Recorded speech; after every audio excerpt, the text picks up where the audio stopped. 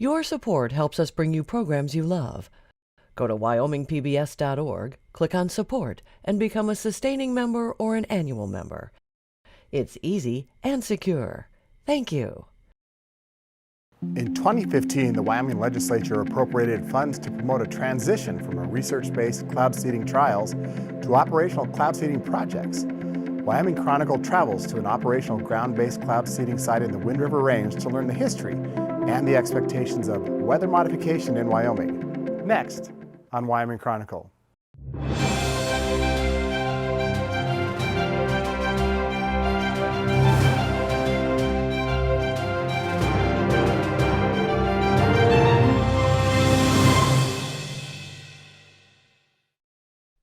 Funding for this program was provided in part by the Wyoming Public Television Endowment and viewers like you. My name is Michael Paul. I work for Weather Modification Incorporated, and this here is one of our ground seeding generators in the Wind River Range in Wyoming. Basically just going to walk you through sort of how it operates and how it works.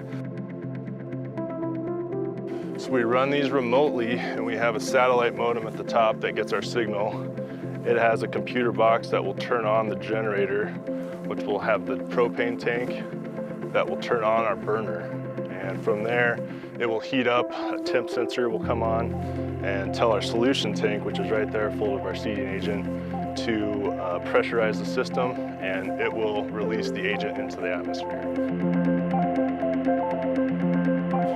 We have our nitrogen tank that pressurizes the solution system so that we can get it up to the 25 feet where our tower's at.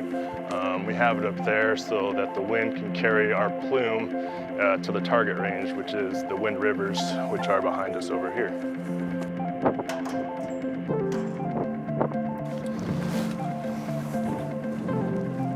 A little windier up there.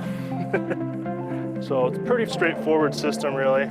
The solar panel charges 4 batteries in our battery pack there, and I can power the system for all winter long. So I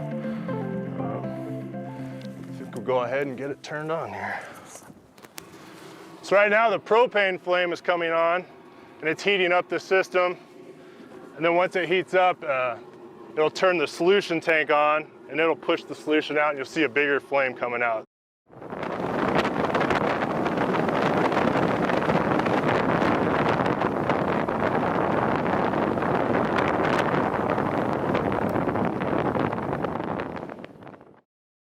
And our thanks to Michael Paul from WMI for showing us how this weather modification apparatus works. And we're pleased now to be joined by Jenny Cederly, who's a project manager for the Wyoming Water Development Office, and Barry Lawrence, the office's deputy director. Welcome to Wyoming Chronicle. Thank you. Let's start with the history of weather modification. Barry, and let me begin with you. This is a technology that has evolved over the last 60 or 70 years. That is correct. And in the state of Wyoming, actually, weather modification has gone on since the early 50s, where individual proponents would come to the state engineer's office, ask for a renewable permit every year to do various weather modification activities across the state in various different areas. The longest running program in the state of Wyoming, however, without a doubt, is the Eden Valley Irrigation District out of Farson, who've been running their program targeting the Big Sandy Draw and in the Wind River Range, and that's been running since the 70s, where they started a program. It was basically a turnkey system given to Eden Valley Irrigation District working with the University of Wyoming. So what have we learned? How has this technology evolved? How do we know it works? Jenny, what do we know about cloud seeding?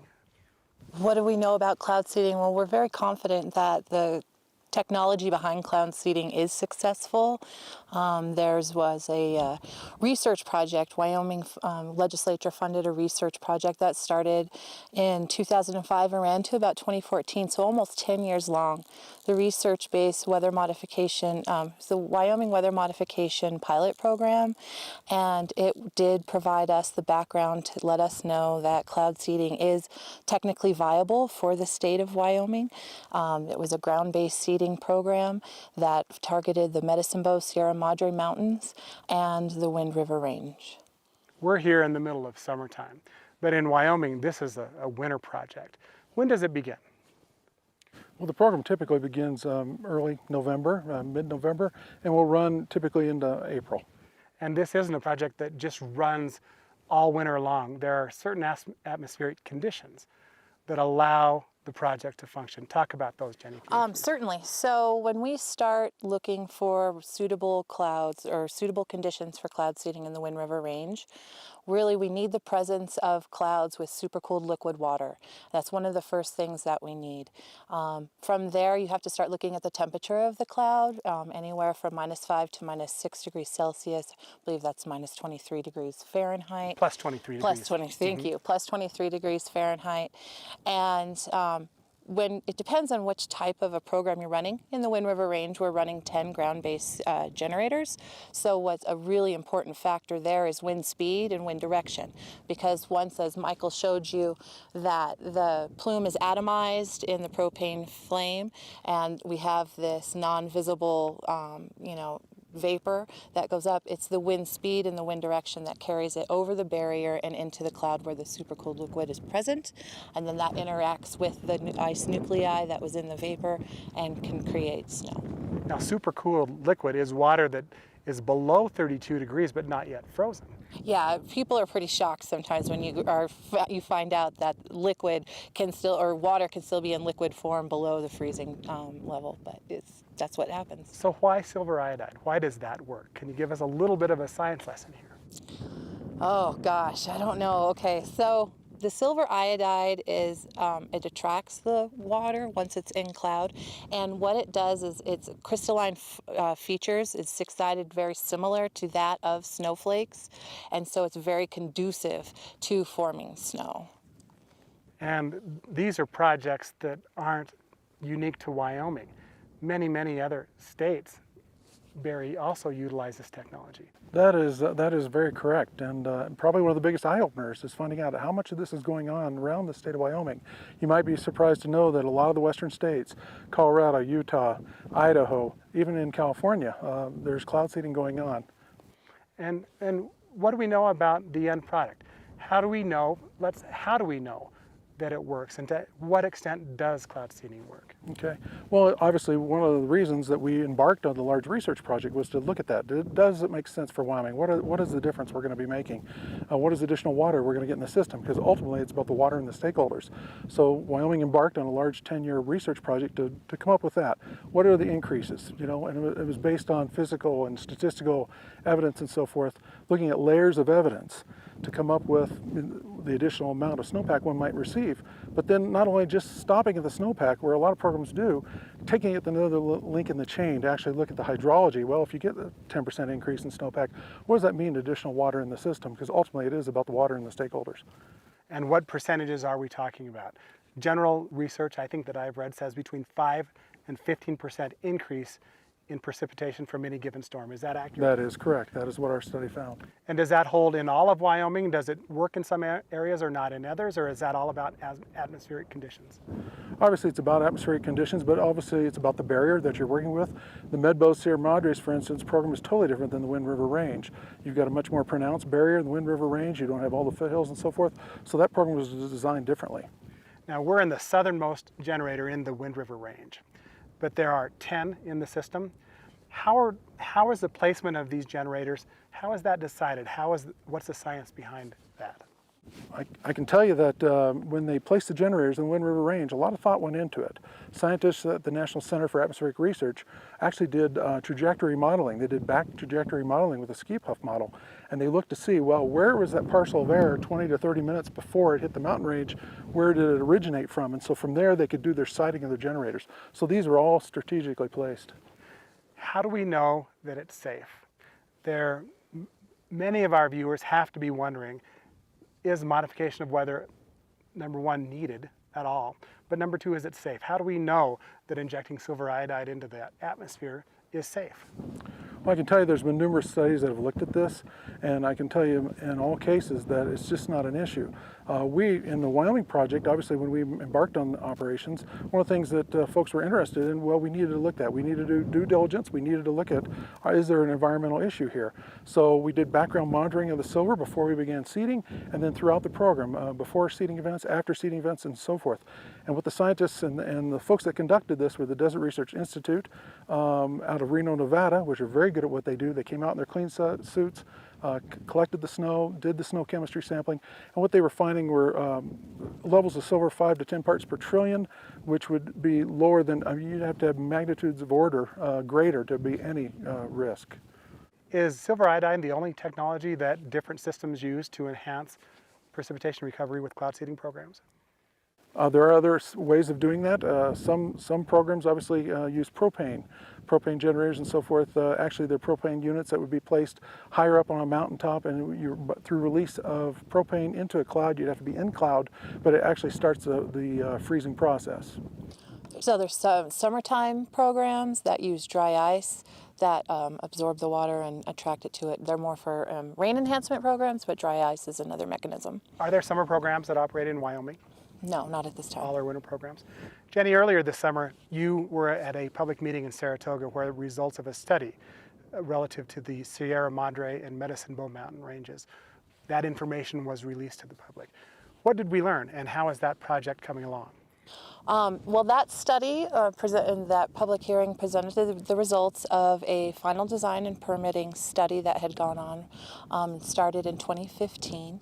And the results of that study, what we were aiming to do was develop an operational program in the Medicine Bow Sierra Madre Range that was based off of the results of the 10-year research project. So that kind of fed and rolled into this study. What we're seeing right now is that for the Medicine Bow Sierra Madre ranges, an aircraft seeding program may be the most cost beneficial for us. No decisions have been made how we're going to proceed, but we did take a look at building a robust generator network out there, did some modeling, figured out what the impacts were, what maybe our seeding effect was, which actually came into line with the results of the pilot study, the research program, but just based on cost alone, we might be taking a look at trying to build an airborne seeding program in the Med-Bow Sierra Madres. I thought it was interesting in that public hearing, the discussion of how computer modeling was applied to this program. That the NCAR supercomputer that sits near Laramie and Cheyenne was used in the modeling and forecasting of how this program could work. What did you learn about its use?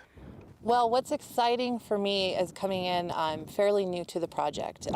Barry was the beginning of the research project, and he carried it all the way through to the end, and then I kind of stepped in as the state transitioned from research-based weather modification studies to try and really get, as Barry has taught me, boots on the ground, more operational. And a piece of that study that you're referring to with the supercomputer modeling, it was really interesting because NCAR designed a new approach. And earlier in this interview, you were talking about how the technology has gone forward from when we started the research project to where we are now. And it truly has gone leaps and bounds forward. So the type of modeling that was done is referred to as ensemble modeling, where they take several different cases from that research program and they run hundreds of runs just to take a look. Simulations, which helps reduce the uncertainty of the results. So what we're taking away from that is we had some numbers, some seeding effectiveness numbers, 5 to 15% per seedable storm over a certain percentage of area back 10 years ago. Move future forward with newer technology and you refine it, but it still is within that realm. So we know that we're really close to a true answer. Using maybe less resources, less silver iodine, to create the same results in a more exact way? I couldn't speak to that because that really depends on what your final design is, how many generators you opt to use, one range, 2 ranges. Each range is kind of unique in what the final design setup would be. Thought it was interesting in researching this program that Wyoming isn't the only benefactor of Wyoming's cloud seeding programs. There are other states that are highly interested in our ability to enhance water supplies, especially those that end up in the Colorado River. That is correct. And over the past decade, while Wyoming's embarked on this, a lot of eyes have been on Wyoming and the inquiries and so forth from other water agencies, other states, so forth on what Wyoming's done, because the state has a lot to be proud of here and pushing the science forward. And I really believe we have pushed the science forward, allowing folks such as Idaho Power to build on what we've done in the western Wyoming and in their own operations in Idaho and so forth. So there is a lot of interest in what we've done, but in the Colorado River Basin, of which you mentioned, there's a acute interest. Obviously, the issues in the Colorado River Basin, the shortages of water and so forth, down the system, so forth, and so much so that they've been willing to invest in the Wyoming program. And when I say lower basin, I'm talking about folks such as some of the lower basin entities, the water purveyors in the states of Arizona, Nevada, California, and so forth, interested in the Wyoming program. Not only they are interested, they're helping pay for That is program. correct. How are they doing that? Basically, the way it's set up, annually we go through agreements with those entities, and right now it's set up as a cost share where we pay 25% of the costs, and those lower basin folks are paying 75% of the cost operating here in the Wind River Range. Barry, there must be some thought given to the economic value of additional water, 5 to 15% in a water basin. What is that value? Have we looked at assigning, you know what, this is really generating X amount of dollars worth of water, not only for Wyoming, but those downstream? And that's key. I mean, does it make sense for Wyoming to continue in this? And to look at that, as I mentioned earlier, we didn't want to stop at increase in precipitation. We wanted to go the next link in the chain. Actually, what additional water does that mean in the system? Because ultimately it is about the water in the system for the stakeholders. And so to that end, we did a lot of hydrologic modeling and so forth, taking that 5, 10, 15% regime in the Medbos, Sierra Madres, and then routing it through the system to see how many additional acre foot of water we're going to get by doing that. And then obviously if you know the cost of your program, then you can figure out dollars per acre foot. And when that was done, low end is in the $30 to $35 range, high end up to $100 per acre foot, but somewhere in there depending on the effectiveness of the program and how much of the range you're targeting. So are there thoughts that other mountain ranges in Wyoming might be an applicable place, if you will, for water seeding programs? Or have we looked at the mountain ranges where this is going to work the best? Well, we've certainly, the legislature has asked us to look at other mountain ranges. So most recently, along with the Medbos and Sierra Madres looking at transitioning to operational, we've looked at the Laramie Range now. We've also looked at the Bighorn Range, which Jenny have managed those programs. We've also looked at the Wyoming Range, in addition to what we've done here in the Wind River Range. Is there pushback that either your office gets or that you hear of indirectly through the legislature, that people that have concerns about this program?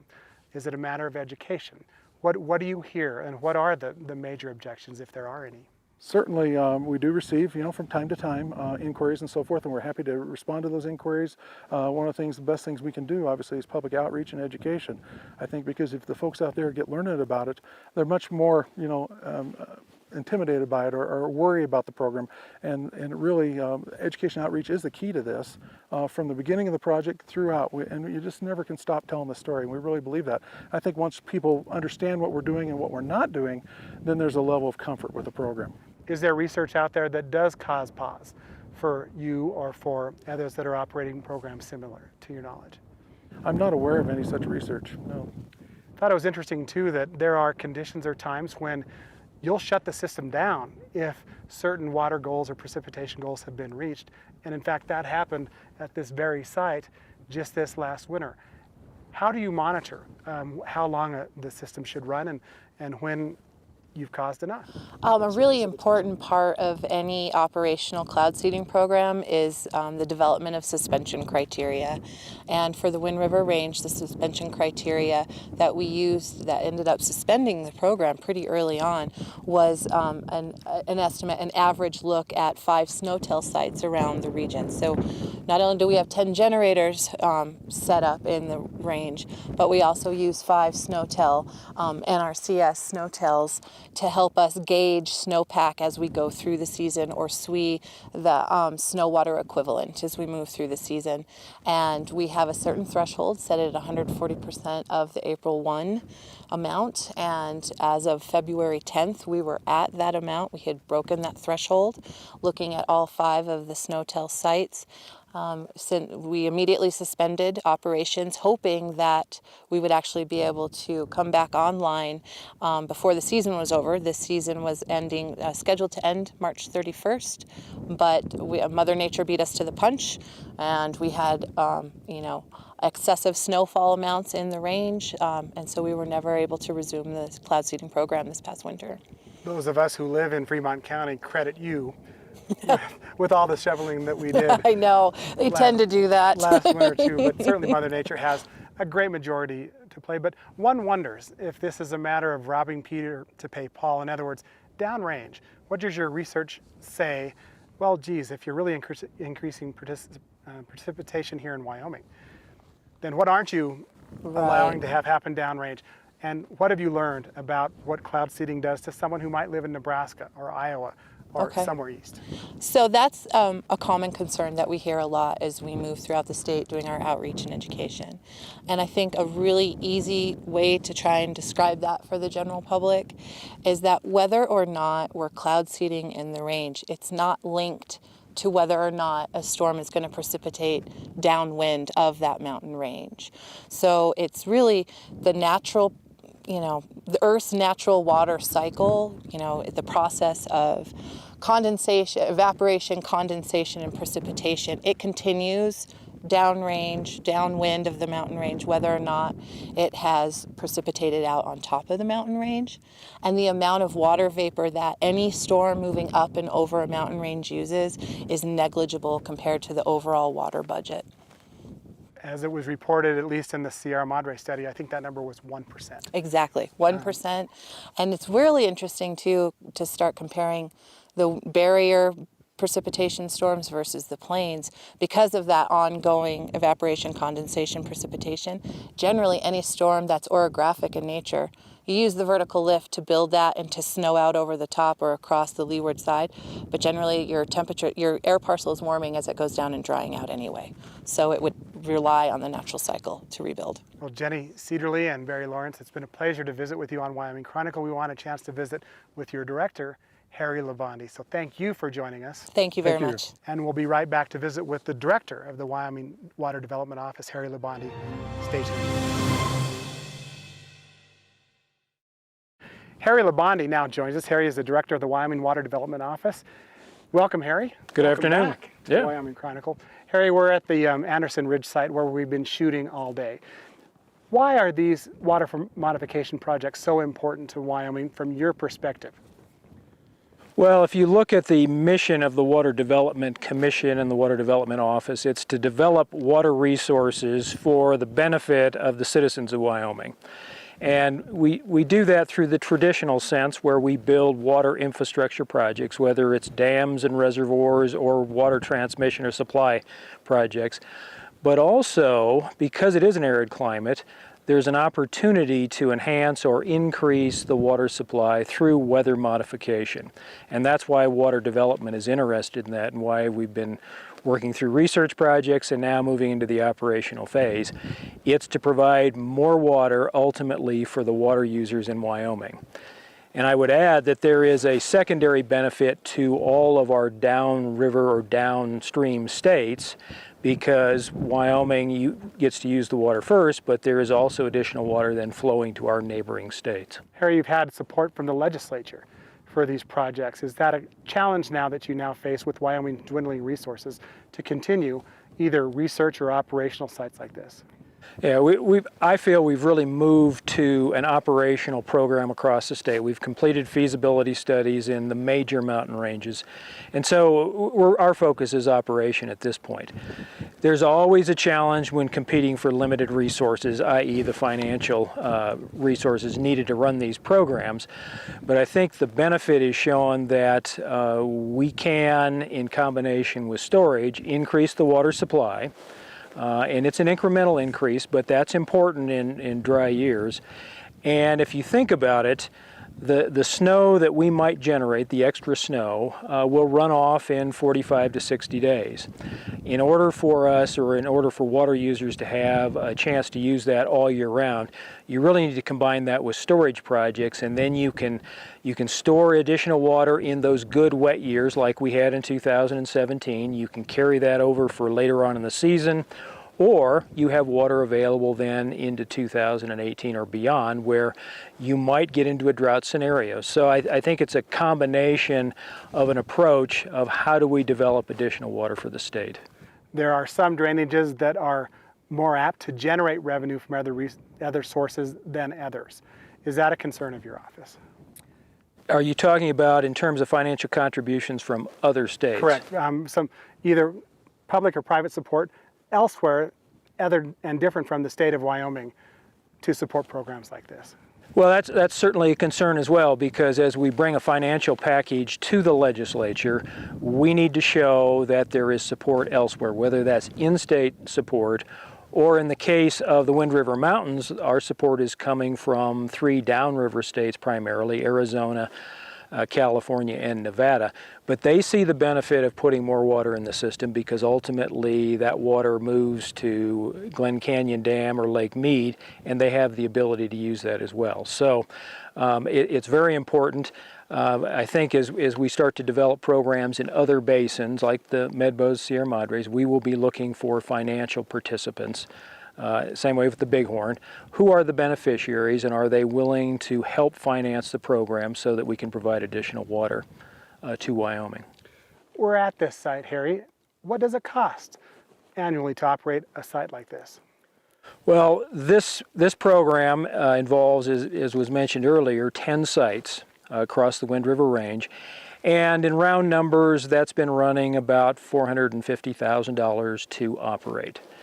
Wyoming is charged, or our share of that is 25%. So we're looking at roughly $150,000 round numbers, maybe a little bit less than that. But the remainder of that is coming from those 3 downriver states that I mentioned, and it is a cooperative program, and so that type of an approach, a cooperative funding program, has been easy to explain to the legislature and gain their support. As we move to other basins then, it's going to be important that we show those funding partnerships in order to expand this program, if that is the decision of the decision makers in the state. Any reason in your eyes not to expand the program other than the fiscal constraints that might prevent expansion, Harry? In other words, any concerns that you hear that get to your desk might preclude expansion?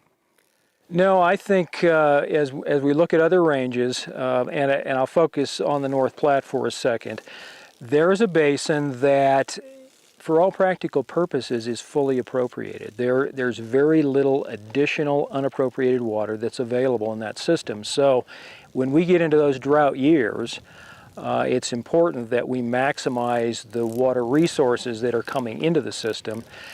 As it turns out on the North Platte, we have a system of federal reservoirs where the storage is really already there in place. So if we can increase that flow, the yield, so to speak, in good wet years, put additional water into those reservoirs, then it will assist in mitigating future drought years. And as we all know, Wyoming history shows us that we will go through wet cycles, and then we will go through some drought cycles that are devastating to Wyoming's agricultural community as well as municipal and industrial water users.